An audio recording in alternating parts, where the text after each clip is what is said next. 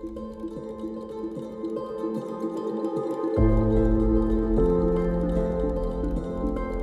Agustín Alcetti, de 16 años que trabajo en el fútbol. Mi nombre es Fernando Signorini. ¿Alguna vez te dieron alguna charla sobre adicciones? ¿Alguna charla sobre sexualidad? No. Quizás si ese chico se lo hubiesen preparado distinto, cómo va a poder convivir y cómo va a poder estar ahí, ese chico se adaptaba. Tiene precio, tiene mercado, tiene oferta, tiene demanda. Entonces es imposible no considerarlo, ahora es otro tipo de producto. Porque muchas veces ocurre que los chicos, cuando terminan de jugar al fútbol, a lo mejor terminan con cientos de millones de dólares, pero están vacíos y no saben lo que hacer de sus vidas. Es una carrera hacia la nada. Mi nombre es Fernando Signorini. Nací en Lincoln, en la provincia de Buenos Aires, el 7 de diciembre del año 1950. Quiere decir que actualmente tengo 73 años y a punto de cumplir 74. Me recibí de profesor nacional de educación física en el año 73 en Lincoln, en la primera promoción. Comencé a trabajar en el segundo año, en el 72, en Rivadavia de Lincoln, y ahí estuve por 9 años. El año 10º me fui a Quiroga, un pueblo del partido de 9 de julio. Volví a Lincoln en el 83 y el 3 de mayo de ese año me casé con Carmen, que era por entonces mi novia, y a partir de ese día se transformó en mi esposa y yo en su marido. Viajamos a España, los dos teníamos la intención de ir a hacer una experiencia en el viejo mundo porque se hablaba mucho del fútbol y mucho del tenis, pero no había prácticamente imágenes, todavía eso no era una cosa tan común, bueno, como ahora, ¿no? Una vez allá, tomamos el puente aéreo, nos fuimos a Barcelona, yo comencé a tratar de buscar trabajo por mi lado, ella por el suyo.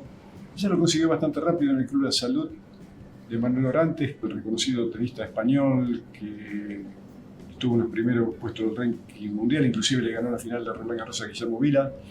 Yo iba por mi lado y un día conseguí trabajo, pero no era lo mío, era sereno en la Fundación del Patronato de Leprosos.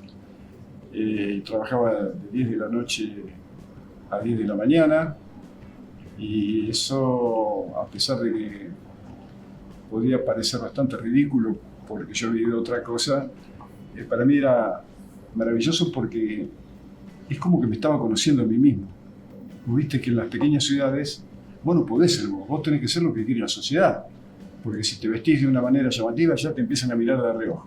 Si haces cosas que no tienen nada que ver con la convención social del lugar, te siguen mirando. En cambio allá yo podía hacer exactamente lo mismo porque en Lincoln tenía que pagar el costo social de ser como la sociedad quería. Por la mañana dejaba el trabajo y me iba al Nou Camp. Yo quería contactar a Menotti porque mi idea, mi objetivo era que él me permitiera asistir a los entrenamientos del primer equipo, a donde ya estaba Diego. Menotti era el técnico que más me había seducido y convencido, no solamente por el juego de los conjuntos, sino también por la valoración ética que él tenía del hecho deportivo, cuando decía que el fútbol tenía que ser una maravillosa excusa para ser feliz, que si bien ganar es importante, mucho más importantes son los medios que se utilizan para lograr los fines.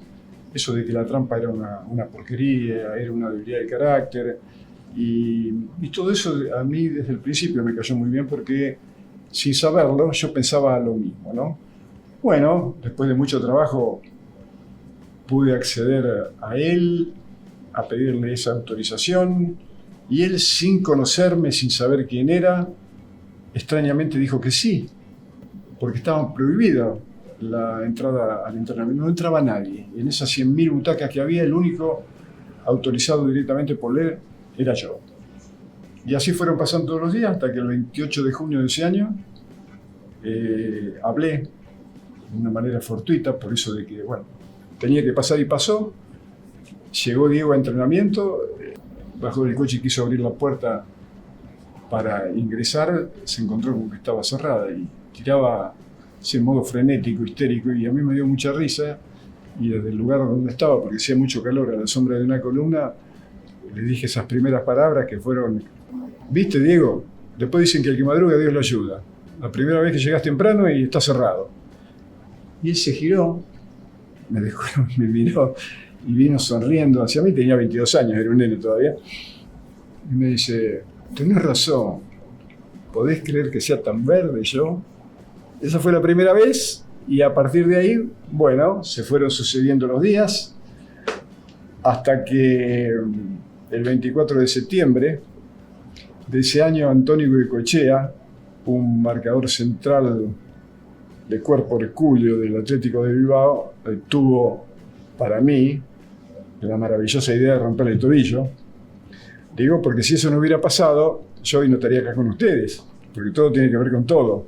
Cuando yo comencé a ayudarlo en la recuperación dinámica, me ofreció esa descabellada oportunidad de transformarme en el primer preparador físico de un jugador de deporte de equipo. Eso en el fútbol no existía, eso lo inventó Diego y yo fui el privilegiado que estaba ahí en el momento indicado, en el momento justo.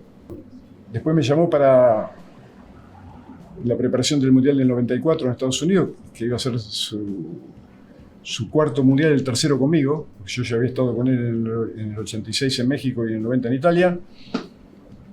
Y terminado lo de Estados Unidos, bueno, ya cada uno tomó su camino, pero 14 años después, en el 2008, me llamó para hacerme cargo de la preparación de la selección de la que él era el técnico, con vistas a las eliminatorias del Mundial en Sudáfrica. Eso fue lo último que hicimos con Diego, porque a partir de ahí él otra vez viajó a los exóticos países árabes. Yo me invitó a ir y no quise.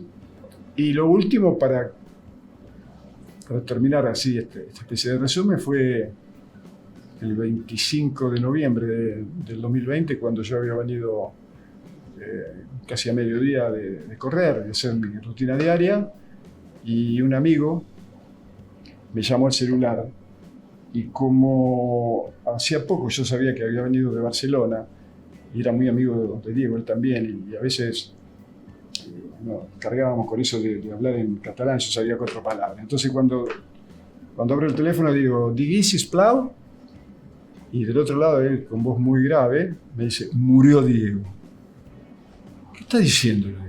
«Murió Diego», me dijo casi enojado. Entonces yo cerré el teléfono, no sé por qué. Y fui a la televisión, llamé a mi esposa y le digo, «¿Qué te iba a venir? Que dice Néstor que falleció Diego». Entonces, cuando ya estaba encendido el televisor, salió un zócalo en el que decía, un grupo de especialistas está tratando de recuperar a Diego. Y yo dije, ¿qué va a hacer? Va a morir. Y en ese momento, pensando que era otra vez más, ¿no? Porque él pasó por muchas, y casi al instante cambian el zócalo y ahí decía que se confirmaba la muerte de Diego, ¿no? Desde tus inicios como preparador físico hasta ahora, ¿viste alguna mejora o declive en los jugadores en cuanto a lo mental y físico? Yo creo que desde que comencé hasta ahora sí he notado no tantos cambios referidos a lo físico. Yo creo que se siguen cometiendo errores, que ha caído en un arcaísmo del que no se mueve el concepto de entrenar jugadores de fútbol. Se siguen utilizando métodos que fueron creados o nacieron para el atletismo hace muchísimas décadas. Y el futbolista, si bien se parece a un montón de practicantes de otro deporte, es solamente igual a sí mismo. Inclusive desde el punto de vista mental, emocional o psicológico. En su mayoría son chicos que salen de condiciones sociales muy precarias, en la que cuando de muy pequeños están en esos barrios, en esas villamiserias, en Argentina, para agregar, hay 5.500 asentamientos de este tipo, para una población de casi 6 millones de habitantes. Bueno, cuando están en esos lugares no solamente son ignorados por el sistema y por gran parte de la sociedad, sino que también son despreciados, porque son negritos de mierda, porque hay que decirlo sin eufemismo. Y eso creo que es una perversidad del sistema, y una gran hipocresía, porque después cuando esos chicos llegan a trascender en algo, sobre todo en el deporte, por la penetración que tiene la sociedad, no solamente son victoriados, son alabados, son puestos como ejemplo, son idolatrados, sino que hasta pueden terminar en el balcón de la Casa de Gobierno para ser festejados, los mismos que a lo mejor un mes antes eran casi despreciados. Pasó también con los chicos del Mundial de Qatar. Messi era pecho frío, no cantaba el himno, no era el líder que todos esperaban. A Angelito Di María y a su familia lo vapullaron, el mismo Scaloni. Y en ese sentido creo que ha cambiado para peor, porque antes no. Antes se ganaba, como ahora, y se perdía. La victoria sí, era muy festeja, pero la derrota no tenía el peso específico que tiene en la actualidad, ¿no? Hoy la derrota está asociada a la definición de fracaso. Si vos perdés, fracasaste. Y entonces yo le pregunto a los que piensan así, ¿y quién les dijo eso? Yo puedo perder, pero si di todo de mí, la derrota es digna, y al contrario, yo alcanzo el éxito, porque el éxito es eso, es dar el máximo. No solamente como futbolista, como, qué sé yo, como ciudadano, como hijo, como padre, como novio, como todo. Ahora, si el éxito simplemente es el resultado, si el éxito simplemente es tener, y bueno, entonces se da el caso, cómo no, que extrañamente en esta sociedad los narcotraficantes son el ejemplo a seguir, los vendedores de armas, los políticos corruptos. ¿Por qué? Porque tienen.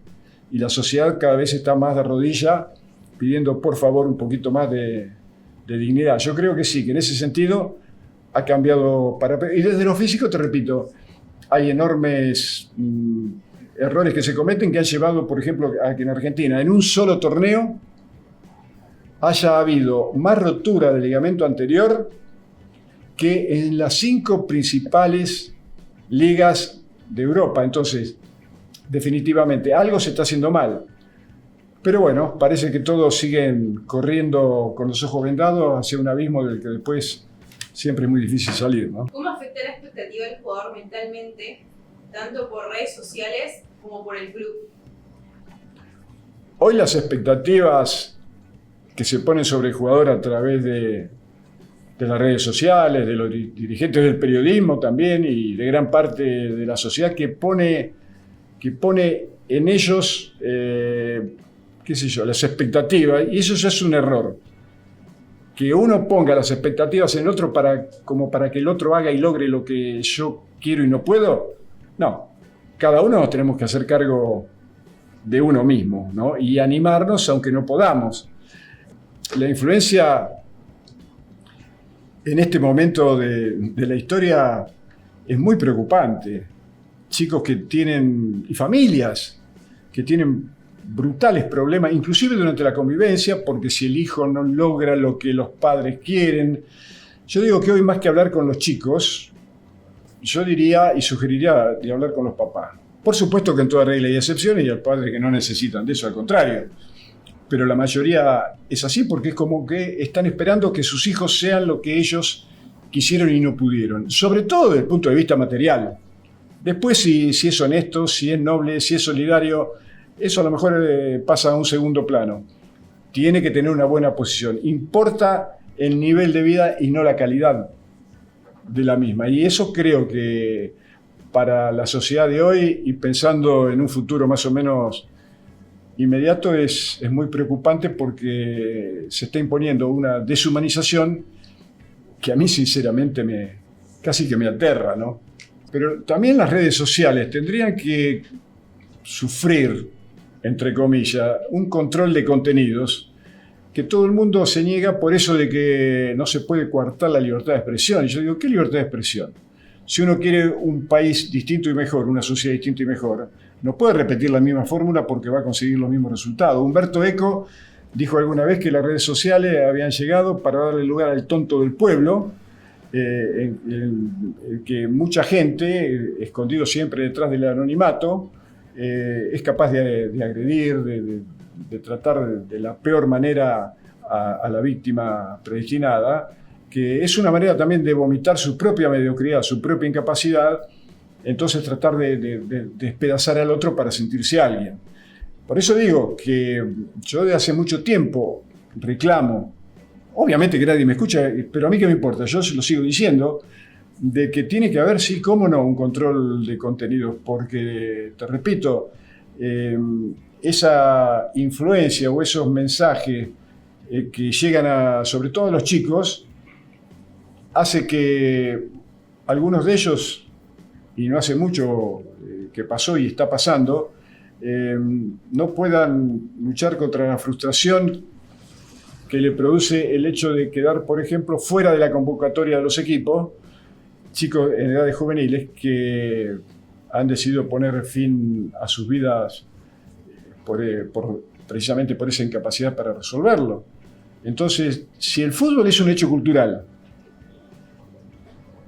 ¿a dónde están los miembros del Ministerio de Cultura de la Nación que no intervienen? Nunca dicen nada.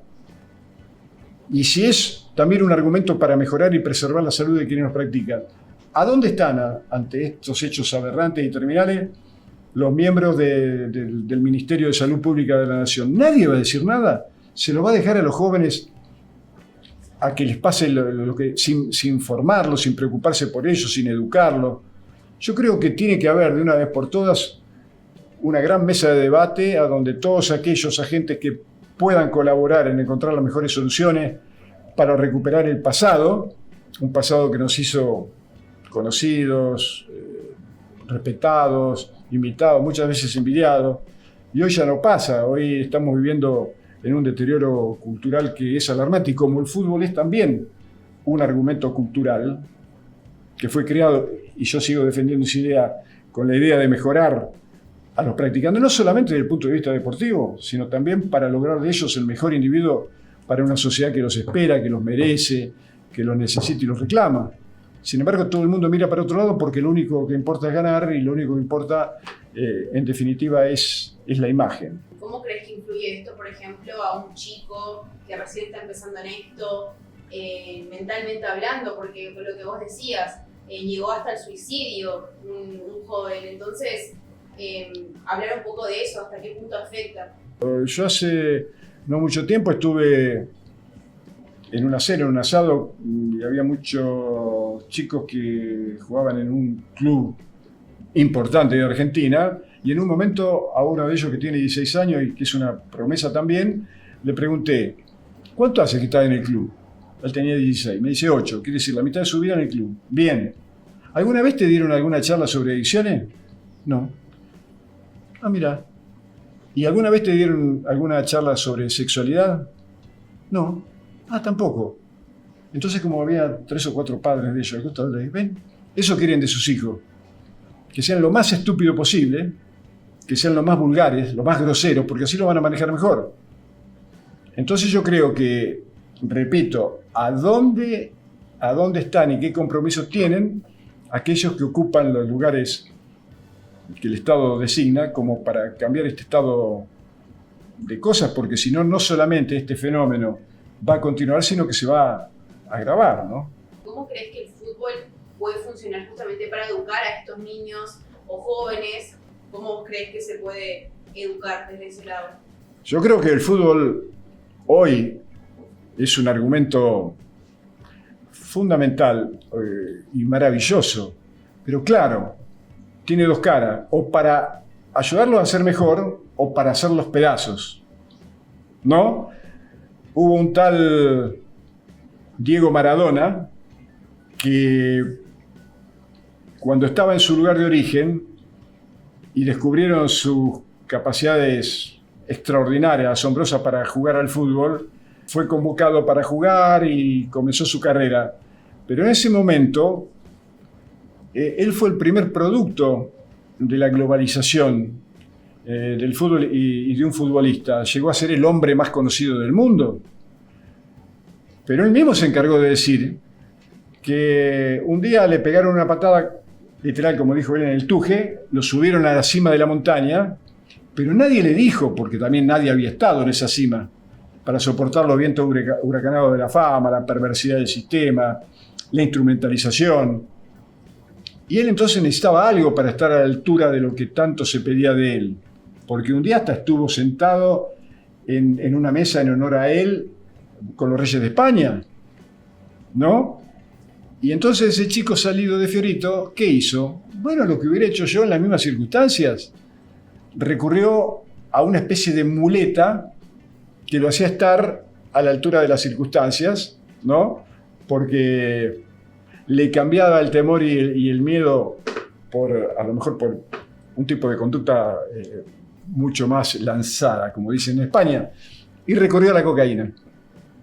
Siempre mejor, mucho mejor es prevenir, pero para prevenir uno tiene que tener interés, tiene que tener amor por lo que hace, casi que tiene que abrazar con mucho afecto a su propia profesión y preguntarse cada día, ¿para qué estoy acá? ¿Qué estoy haciendo? Porque cuando la mamá nos dan a su hijo, por más que sean profesionales, porque yo lo he tenido jugadores de primer nivel mundial en la selección argentina, bueno, cuando esa madre, ese padre me da a su hijo, cuando están conmigo, que se olviden de él, dejan de ser su hijo, y son hijos míos. Y yo a mis hijos los trato como creo que aprendí que hay que tratar a los hijos, ¿no? Con mucho cariño, con mucho afecto, pero también ser severos en el momento justo y sobre todo no hablar tanto con ellos. Los chicos no son vasijas a las que hay que llenar de palabras, no, son antorchas a las que hay que encender, hay que animarlos a que salgan de adentro para conocerlos, porque si lo querés ayudar, ¿cómo lo vas a ayudar si no lo conoces? Si no lo conoces lo vas a imponer, no. Yo hasta que no los escucho no tomo absolutamente ninguna medida, porque quiero saber y voy hasta el fondo. A ir hasta el fondo es aplicar todos esos recursos que uno tiene, una llamada de teléfono, un abrazo, qué sé yo, un coquito en la cabeza, tirar de la oreja, estar con ellos, pero sobre todo, te repito, escucharlo. Porque hoy en día parece que el mundo únicamente tiene un órgano que le funciona, que es la lengua para hablar. Pero pocos usan el oído para escuchar. ¿Vos desde ese lugar decís en algún momento, capaz hubiera hecho esto para que esa persona mejore? ¿O siempre estuviste conforme con tu forma de actuar con esos jugadores? Sí, siempre, mira que en las relaciones yo he tenido el cuidado de dar absolutamente todo lo que tengo. Después no sé si alcanza, pero en la vida de relación y en la vida profesional yo no me quedo absolutamente, yo doy absolutamente todo lo que puedo dar. Si alcanza o no alcanza es otro tema, pero yo al menos lo intento. Alguna vez alguien me preguntó, si volvieras a verlo a Diego, ¿qué le dirías que no le haya dicho? Nada, si le dije todo. Pero así ha ocurrido con, qué sé yo, con mis padres, con mis seres queridos, otros amigos que he perdido, porque Diego de mis amigos era el que mejor jugaba al fútbol. Pero como yo digo, a veces se lo decía, mirá que yo tengo amigos que juegan mejor a la bocha que vos, al ping-pong, así no te agrandes tanto. Claro, como una manera de distender la situación a veces. Pero no, sinceramente, no con ninguno, Que me hubiera encantado seguir estando, sí, eso por supuesto. Porque eso es de otra cosa también. Vos querés ayudar, llegás a un club y querés ayudar a los chicos. Son 25 o 26. Pero para eso tenés que tener momentos casi de intimidad, charlar con ellos, conocer no solamente a ellos, sino conocer sus temores, sus seguridades, sus proyectos, pero también conocer a sus amigos, a su familia. Como me gusta decir, estamos todos adentro de la misma nave, ¿no? Y él tiene que ser el encargado del timón, y todos tenemos que ser marineros que lo ayuden a llegar de la mejor manera al puerto al que quiere llegar. ¿Qué opinás vos de la educación académica de los jugadores? ¿Crees que es importante? ¿Crees que no? ¿Cómo llevan también una educación en el colegio, en la universidad, también ligado al fútbol? ¿Cómo ves eso? Sí, el tema de la educación en el jugador de fútbol es bastante curiosa, ¿no? Porque cuando llegan a ser grandes figuras, todos les exigen que sean un poco los guías de la sociedad, que sean modelos. Pero ellos no fueron a Harvard, mucho menos, bueno, tampoco a la UBA, quiero decir, o a la Maimónides o a todas las universidades. No, ¿por qué? Bueno, porque el sistema también hasta ahí es perverso. Alguna vez la exgobernadora de la provincia de Buenos Aires, la señora María Eugenia Vidal, dijo, y todavía debe estar colorada de la vergüenza que le tiene que dar, ¿para qué vamos a hacer universidades si sabemos que los pobres no llegan? La señora no entendió que la política, si no tiene el poder de transformar a la sociedad, no sirve para nada. sirve para posicionarlos a ellos, para enriquecerlos, para que se corrompan y a su vez corrompan a quienes están cerca o a la sociedad en sí. Por otro lado, también los dirigentes de los clubes dicen no, porque los jugadores que están en tal equipo, a todos nosotros les damos la escuela, a los que llegan. Y a los que no llegan, ¿qué hacen con los que no llegan? Y nadie se hace cargo de los que no llegan. Porque yo pregunto, si Diego no hubiera sido un extraordinario jugador, Carlitos Tevez, qué sé yo, Juan Román Riquelme, el Kun Agüero, Ariel Ortega, si no hubieran sido extraordinarios jugadores, ¿qué hubiera sido de su vida?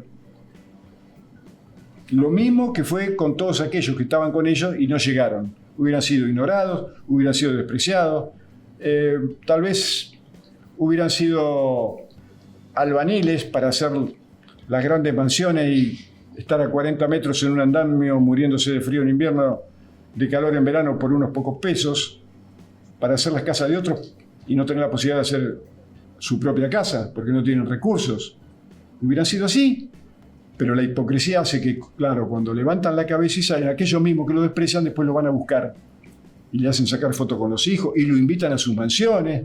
Yo casi que pondría como obligatorio que los chicos que juegan al fútbol por lo menos tienen que terminar el secundario antes de firmar un contrato profesional, porque el tiempo les da. Generalmente uno se recibe entre los 17 y 18 años. Yo obligaría, pero además le incluiría otras materias que tienen que ver con las normales. Materias ligadas a la sensibilidad, al hecho artístico, porque para mí la sensibilidad es la mayor de las virtudes de los seres humanos.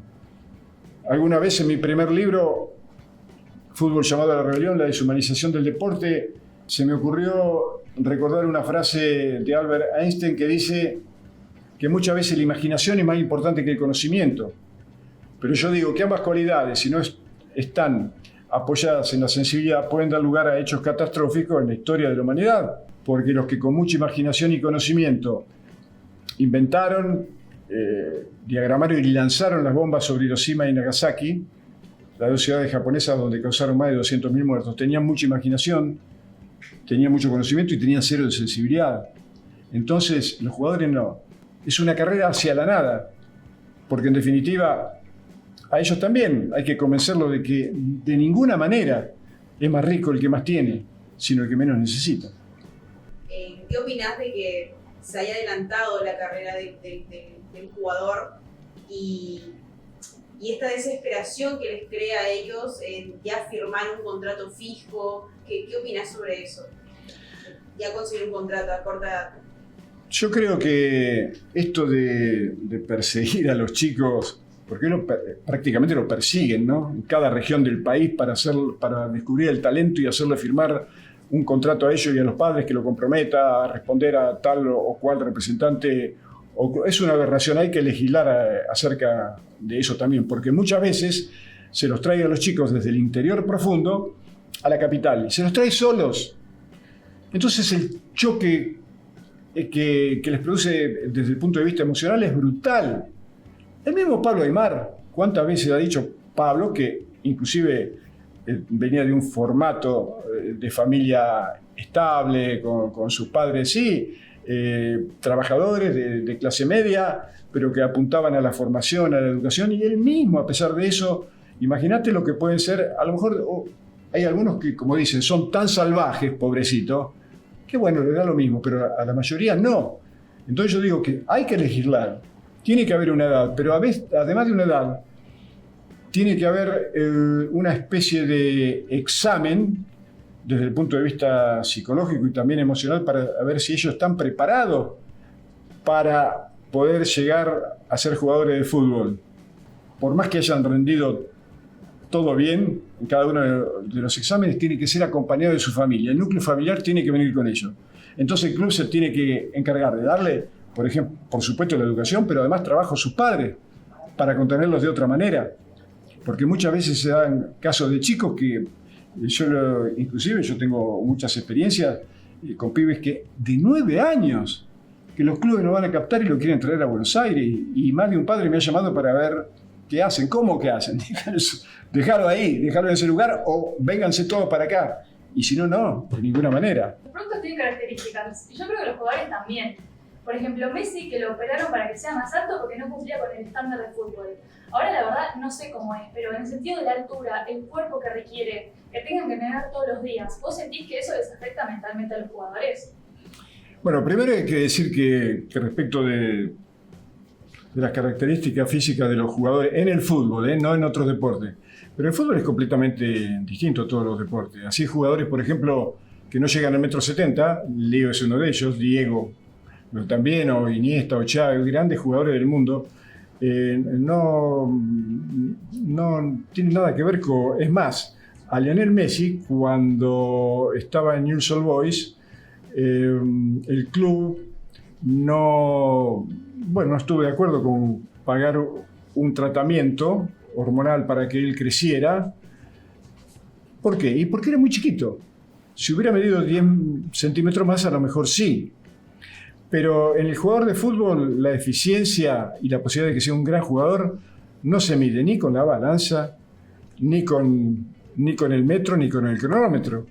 El fútbol es un misterio que solo resuelven los grandes jugadores, como decía don Adolfo Pedernera, que ha sido un técnico emblemático del fútbol argentino.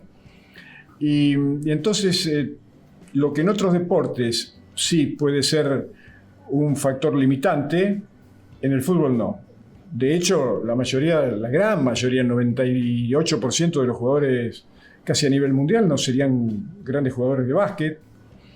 Las valencias físicas que en otros deportes son determinantes, como por ejemplo en el atletismo la velocidad, en el fútbol no, porque hay jugadores que en apariencia son extremadamente lentos. Riquelme es un caso emblemático, ¿no? Pero sin embargo tienen esa velocidad de aquellos que nacen sabiendo de qué se trata, que resuelven antes de recibir la pelota. Entonces, el pibe Valderrama en Colombia es otro ejemplo claro. Andrés Iniesta en España, que tiene un cuerpo que parece un empleado de banco. No tiene ningún músculo que se le vea, por lo menos, pero sí tiene un músculo muy grandote acá adentro, que lo hace ser tiene un GPS en esa cabeza.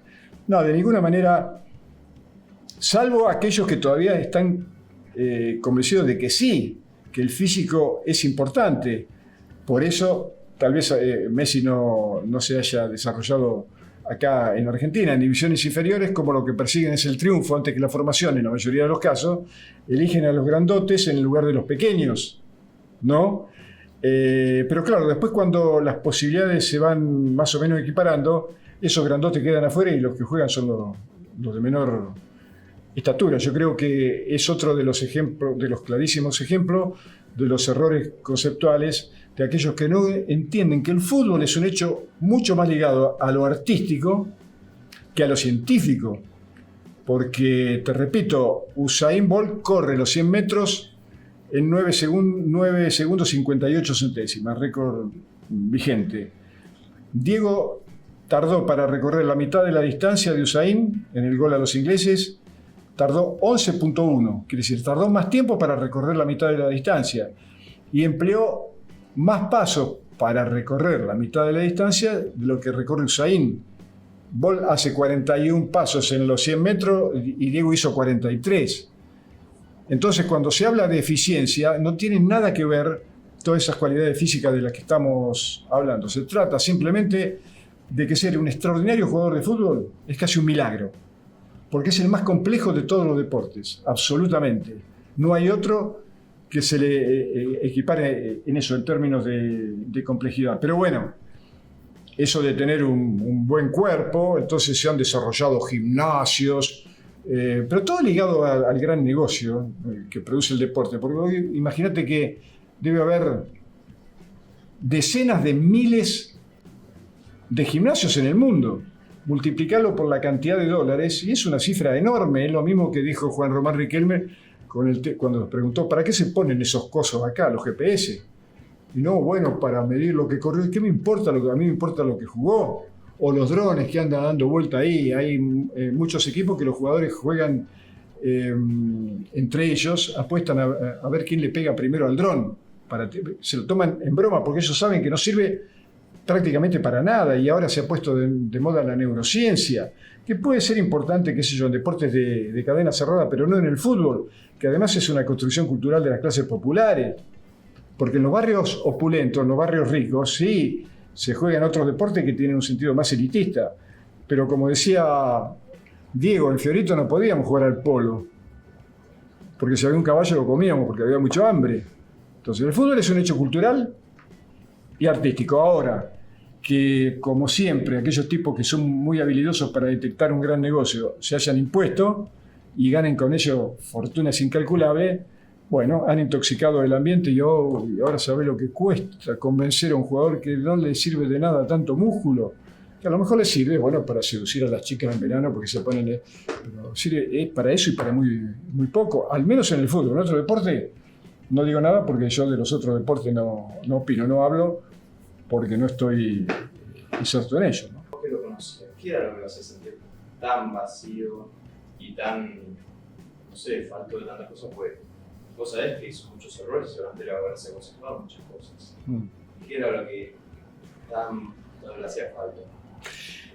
Mirá, yo realmente sería deshonesto intelectualmente si quisiera explicar y ser preciso y sobre todo creíble, cosa que a lo mejor logro, porque a lo mejor conectan que yo estuve al lado de Diego, entonces conecto. Claro, porque como tu relación es tan de padre, como decís, digo, en algún momento seguramente se surgió esa charla. Sí, muchísimas veces nosotros hablábamos cuando yo descubrí su problema de adicción, ¿no? Pero más allá de entender que hubo razones, sobre todo desde el punto de vista sociológico, que alternaron su emocionalidad, porque él venía de Fiorito y resulta que un día se dio cuenta o escuchó que él tenía que ser un poco el guía moral de la nación, que no se podía equivocar en nada, que era, para ejemplo de los chicos. Él mismo se encargó de decir, yo no soy ejemplo de nada. En todo caso, como dijeron los que hicieron un evento maravilloso cuando él se fue de Italia por el doping en el Napoli, un evento que llamó el Te Diegum, que Diego en todo caso era un símbolo, sobre todo aquellos que menos tenían, de los que no tenían voz, pero nunca un ejemplo, porque nadie, absolutamente nadie, ejemplo tendrían que ser los que estudian en Oxford, en Cambridge, en Harvard, tendrían, algunos lo son, pero otros son los que masacran gente con los misiles y todas las armas que han inventado, ¿no? Pero yo creo que fundamentalmente fue eso, el hecho de que él fue el primer producto de la globalización y su espíritu rebelde hizo que desafiara límites que él creía que podía superar. No podía superar, el poder lo estaba esperando, porque el poder es tremendamente perverso, es sanguinario. Cuando él ayuda a Argentina a eliminar a Italia en el partido de Napoli del Mundial del 90 en Italia, las declaraciones que hizo, diciendo el día anterior que a los napolitanos los ignoran y los desprecian durante 364 días, pero mañana les piden que sean italianos, eso, claro, al poder le hacía mucho ruido, diciendo, ¿y este negrito quién es? ¿Cómo se atreve a ridiculizarnos? Porque el poder, mirá, si hay una cosa a que teme, es que el otro, el que no tiene nada, lo ridiculice. Que le falta respeto, que lo insulte, no, pero que lo ridiculice, eso los pone muy mal a estos tipos que son omnipotentes, ¿no? Y después cuando pasó lo del Mundial del 94, a él lo necesitaban en Estados Unidos, porque el Mundial en sí, en ese país, no interesaba a los sponsors. Lo tenían que tener a Diego. Y una vez que lo tuvieron adentro, después hicieron con él lo que se les ocurrió. ¿Por qué? Porque sabían que era una medida aleccionadora hacia todo el rebaño, ¿no? Si mataban simbólicamente al primero, los otros... ¿A vos no te parece extraño que a partir de ahí ningún jugador, hoy mismo los jugadores del mundo, los jugadores de la selección argentina, cuando fue el Mundial de Qatar, a donde se produjeron más de 16.000 muertos en la construcción de los estadios, gente de origen humilde, como son ellos, de familias de origen humilde. Quiere decir que sus padres hubieran estado allá, también hubieran sido víctimas. Y nadie dijo nada, nadie pidió un minuto de silencio en honor a la gente que construyó los estadios, que había sido, además fue brutalmente masacrada. ¿No te parece extraño que ningún jugador de la selección argentina, ningún miembro del cuerpo técnico haya dicho nada y que ningún jugador, tampoco de la selección argentina, diga a quien le tenga que decir: queremos 20.000 entradas para que puedan venir a vernos la gente como nosotros, como nuestro origen?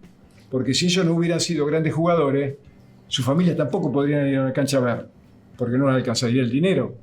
Quiere decir, ellos han aceptado ser ovejas de un rebaño que el poder maneja a su antojo.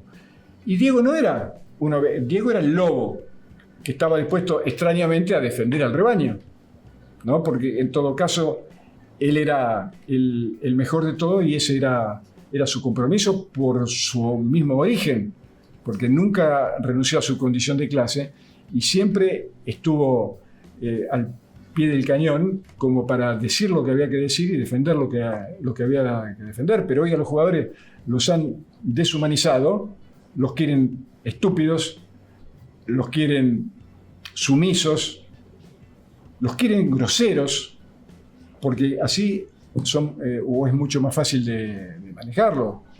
¿Vos qué opinás respecto a que se le ve a un jugador como producto y no como un humano que tiene un montón de problemas atrás, que tiene una familia y que tiene mucho en su vida personal, que no solamente es dinero, plata y un producto que tiene que funcionar y listo?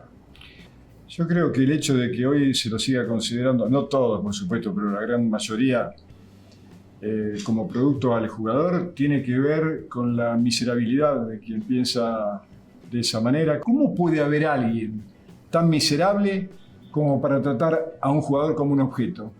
Yo pregunto, generalmente los trata así porque los jugadores son hijos de otra familia. Ahora, si fueran su propio hijo, ¿le gustaría? Es lo mismo que yo planteo en otros deportes, por ejemplo, cuando se lo sigue llamando al boxeo un deporte. ¿Quién dijo que el boxeo es un deporte? El boxeo no es un deporte, porque el deporte nació con la idea de mejorar y preservar la salud de quien lo practica, no la de poner en riesgo.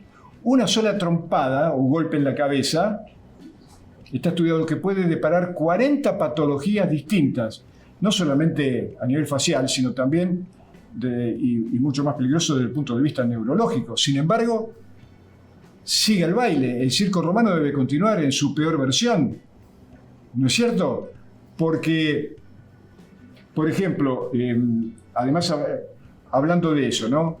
Cuando se juega un partido de fútbol, que se supone que es un espectáculo que está ligado a lo cultural, yo no puedo creer que el pueblo argentino sea tan inculto y sea tan grosero y sea tan brutal por la manera, la violencia que como una catarata baja de las tribunas con insultos, con arrojando objetos contundentes que te pueden hacer muy mal.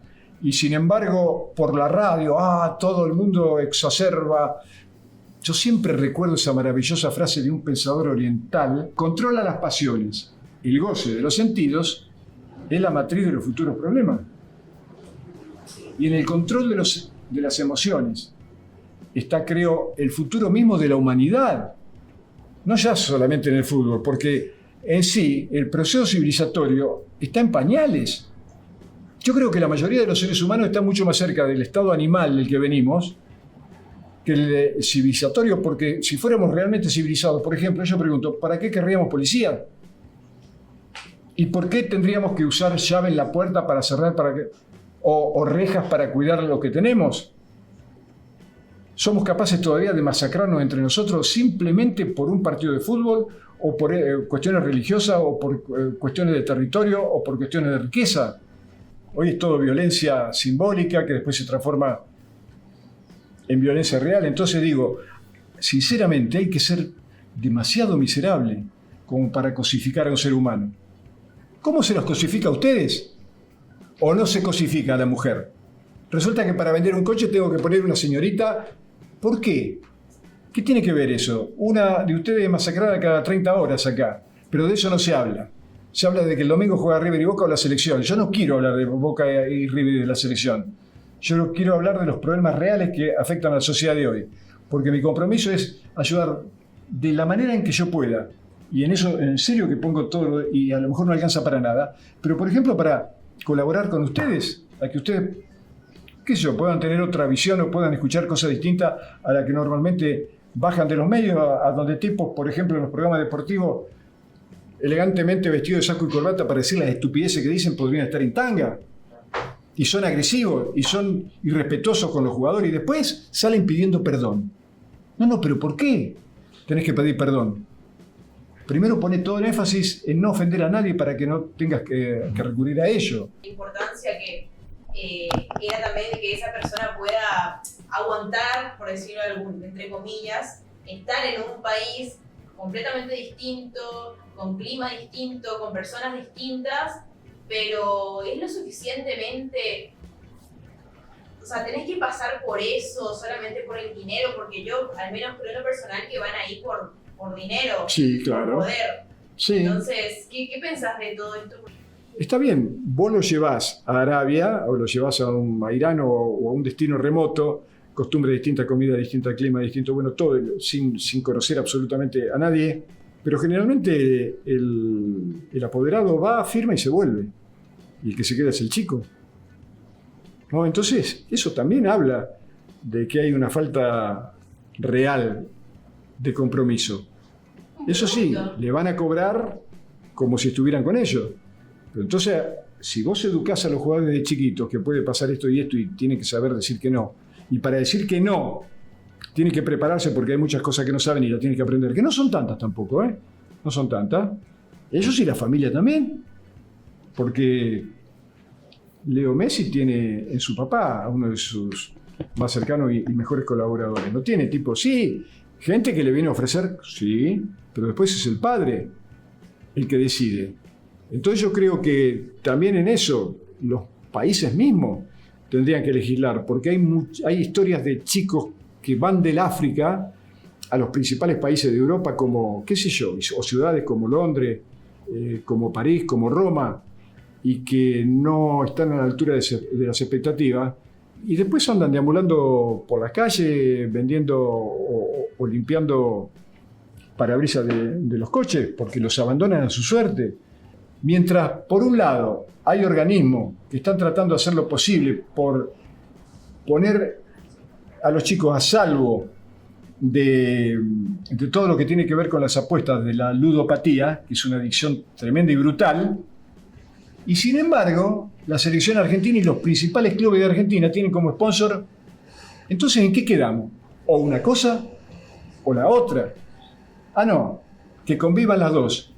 Entonces así no se puede ser, porque el día, y seguramente ya habrán pasado tragedias en las familias debido a esto de que a lo mejor algún padre ha ido a la cuenta del banco y no le quedó nada porque el nene fue a jugar, y el nene que ante esa frustración es capaz de tomar cualquier decisión, pero siguen tan alegremente publicitando por los medios, por televisión, por radio, la ludopatía, juega a River, porque hasta eso ha llevado, que hoy un chico tira la pelota al córner y vos no sabés si fue una falla técnica o fue porque él había apostado que entre tal minuto y tal minuto iba a haber un córner a favor o en contra de su equipo. Todo sea natural, es toda una porquería. Pero bueno, si quienes están a cargo de la decisión no la toman, estamos en graves problemas. Bueno, y ahora lo último es que, nada, la última vez que hablamos nos habías dicho como una anécdota, una metáfora, mejor dicho, del colibrí, y nos gustaría tener también eso grabado, si es que no te molesta. No, bueno, por eso, porque muchas veces a mí me dicen, bueno, profe, pero vos estás peleando solo, estás tirando trompada al aire y nadie ¿y a mí qué me importa? Le digo. Entonces recuerdo la fábula de colibrí, que en la selva se desata un incendio voraz con llamas de 3 o 4 metros de altura que vienen avanzando. Entonces los guapos de la selva, como todo guapo, también tienen miedo y están todos así al lado de una lagunita, el rinoceronte, el hipopótamo, el león, el tigre, la pantera. Preocupados, se le viene la llama y ven que un colibrí toma una gotita de agua y vuela y la tira. Y vuelve otra vez y otra vez, y va y viene, y en una de esas, el león ya molesto, lo llama y, colibrí, ven para acá. Y el colibrí que viene, sí señor león, ¿qué desea?